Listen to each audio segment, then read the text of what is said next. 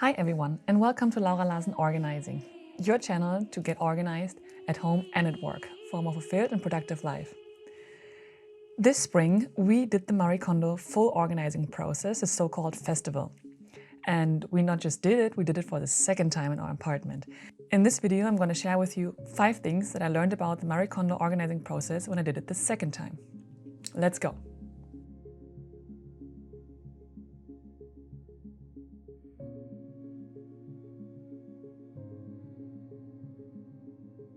The first thing I learned, especially when I went through my clothes, is letting go comes way easier. You already went once through the process, so you already got the trust in it, and you know that the things you let go of last time, you didn't miss them, or you actually had this feeling of a lighter closet. So this time it's way easier for you to trust your feeling because you already went once through the method. And that means also that you became a master from sorting your clothes from clothes, over books to paper and Komodo to sentimentals, that now you mastered the sentimental category, you're way closer to yourself, so it's way easier for you to actually sort things out.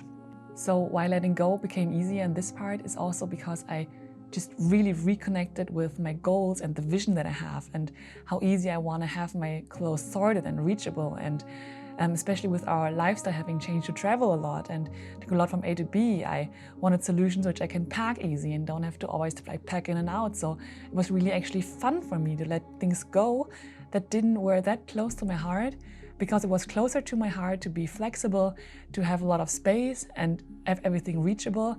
So that was really a fun experience for me compared to the first time when I sorted things out, that I was insecure and I wasn't sure if I make a mistake or maybe 1 or 2 months later I regret this.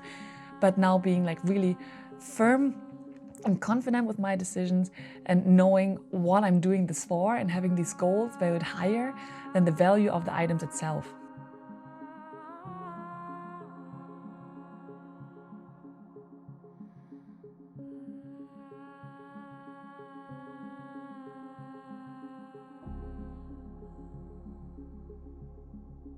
The second thing I learned when I went through the book category is the process isn't just a one-time event. That especially with the bookshelf, I realized that, especially because books like once or twice a month, I'm getting a new book and putting it back in, is that it's a continuous journey.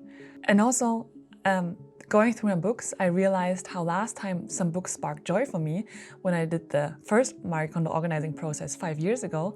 And this time I sorted books out, which just told me I'm changing, I have changed, so also the organizing process stays the same, but the result changes. So things that I appreciated last time doesn't now fit to my life anymore, but therefore new things came in. So it's a continuous journey and it evolves with your life and all the needs that you have. So trust the process and do it over and over again. It's just changing every single time because you are changing, life is changing.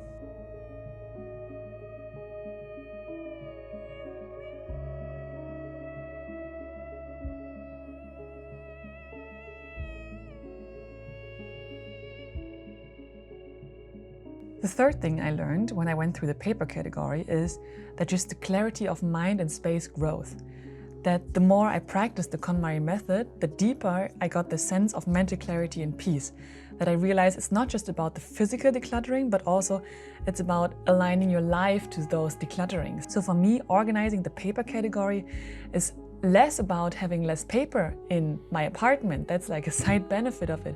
It's more about really having my finances all dealt with, having all my contracts in order, knowing everything which is in those paper things and having everything aligned and staying on top of it. So this valuation of the clarity that I feel having my papers organized is the clarity that I feel in my life. And that just became so much clearer for me for doing papers a second time. And especially with the paper category, I always realized that there are a lot of paper things that sometimes I just shove away because I don't want to deal with them.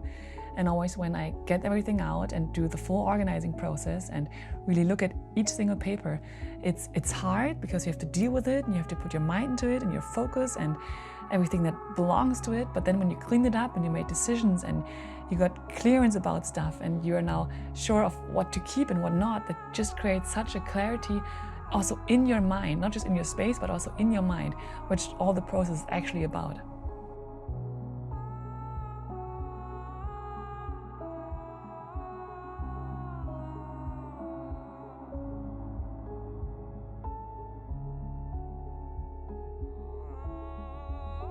When I went then over to Kimono, I realized the fourth thing, and that is just that I refined my organization techniques.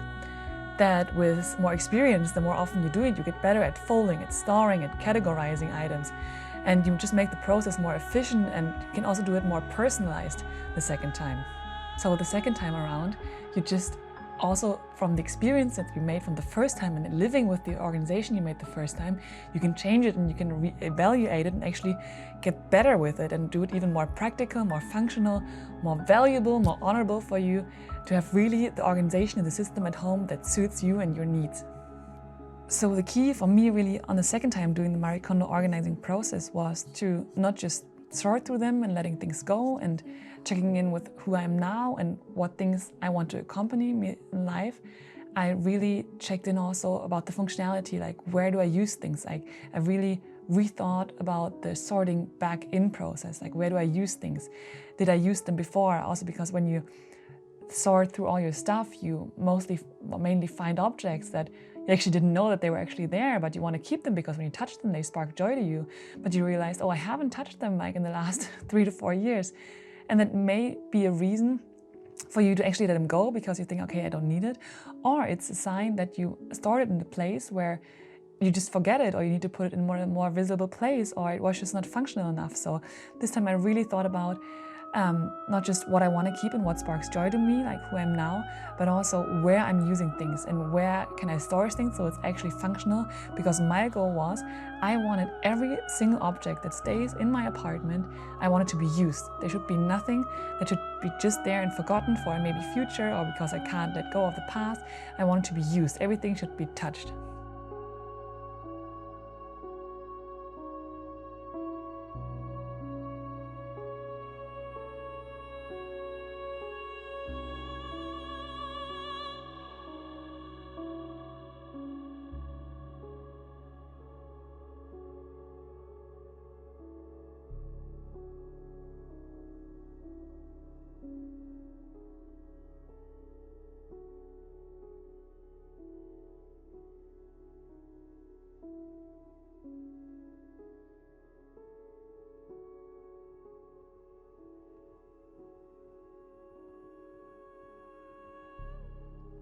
So here I'm sorting all the essential oils that I'm using in my life, and I had them all sorted in this box before, but I just realized I'm not using them there in this box because I need the oils at that point where I'm actually needing them. So oils for health I need in my health box, oils for cooking I need in the kitchen, oils that I use with my cleaning and like facial routine I have in the bathroom. So then I took them all out of this little wooden box and just put them in a different place where I actually see them and use them, that they don't just get dusted in this box where I put it away in the closet.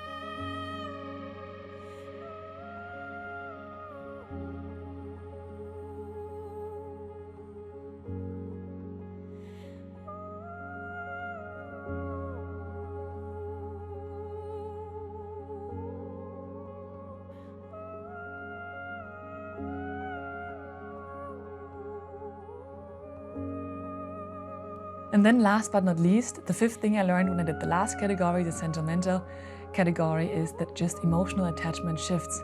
That items that once were really a sentimental value for me, they just didn't longer serve me. I changed, my life changed, my values changed. And so revisiting them allowed me to reassess what truly mattered for my current phase of life. And so it was actually fun for me to go through this hard category of sentimental items. So it was actually fun to go through this sentimental category of the Marie Kondo process, to go through it and see like what is still me, what suits me. And it almost felt, you know, like a butterfly. It was first a caterpillar, and then you break out of your cocoon and you're just like free and you're someone new. That's just how it felt. And also I actually changed also the organizing structure of my sentimental cards, because especially with the cards, I looked at them and asked myself, why do I keep them? And most of them were not actually the outside of the card, how I mostly stored them before.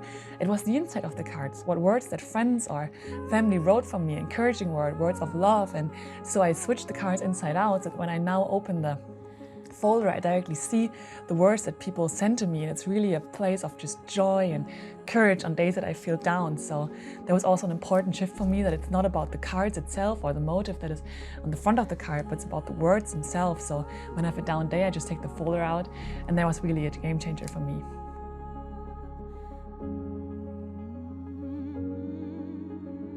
And that's it. That were my 5 learnings, my 5 tips that I learned doing the Marie Kondo process the second time.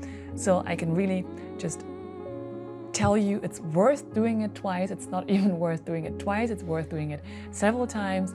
Not because you get disorganized, but because life is changing, you're changing, so also your goals and your priorities are changing. So also the environment you live in should adapt. So you don't need to do it every other month or even every other year, but every other couple of years, or just when you feel like there's something not right or something has changed, you want to change in your apartment, pull out the book or pull out organizing videos or wherever you have memorized the organizing method from Marie Kondo, and just start over again. It's really worth it. Thank you so much for joining this little video, and if you have questions, reach out to me, and until then, I wish you happy organizing.